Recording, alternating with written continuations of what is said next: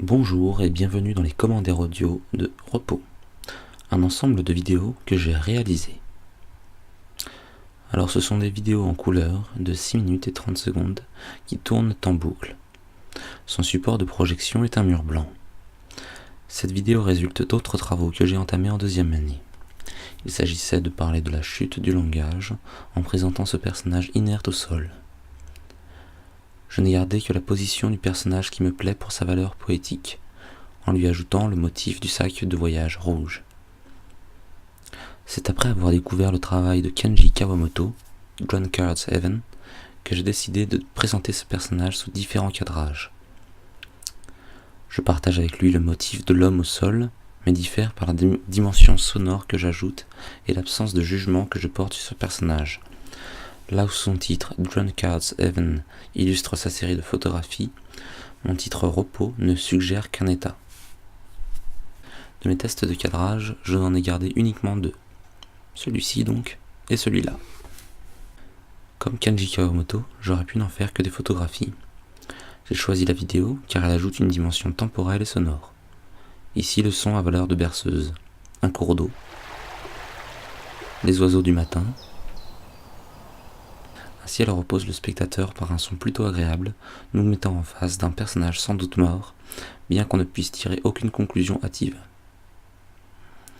Si nous nous intéressons aux motifs présents dans ces cadrages, nous relevons le cours d'eau, la forêt, le sac de voyageur, un homme de dos, la couleur rouge, des arbres sans feuilles, des chants d'oiseaux, de la brume. Ces motifs parlent de la mort et de la vie, et pose la déduction dans l'entre-deux. Le temps est important car il plante ce personnage dans une durée et le spectateur est en droit de se demander s'il va se lever ou pas. Ce qui me plaît, c'est la complémentarité présente dans la vidéo. Ce personnage est peut-être mort, mais l'image est reposante. Comme suite à ce travail, j'aimerais approfondir la figure de l'homme de dos. Dans la peinture, il est, comme le dit Georges Banu dans son livre dédié, un personnage qui tourne le dos au nom d'un ailleurs. Il repose par l'absence de visage, impose un silence énigmatique. Si l'homme de dos le tourne au spectateur, cela le place dans une aversion du monde, mais à la fois dans l'immersion d'un autre. Mais lorsque ce personnage tourne le dos au spectateur, c'est aussi pour partager un regard. C'est donc un personnage soumis au paradoxe. Nous pouvons retrouver cette figure chez Fritz Lang avec M. le Body, dont sa démence le transforme en monstre.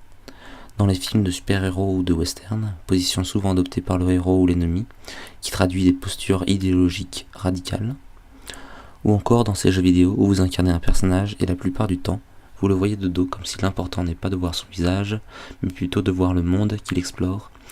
Votre personnage s'efface au profit de ses actions sur son environnement.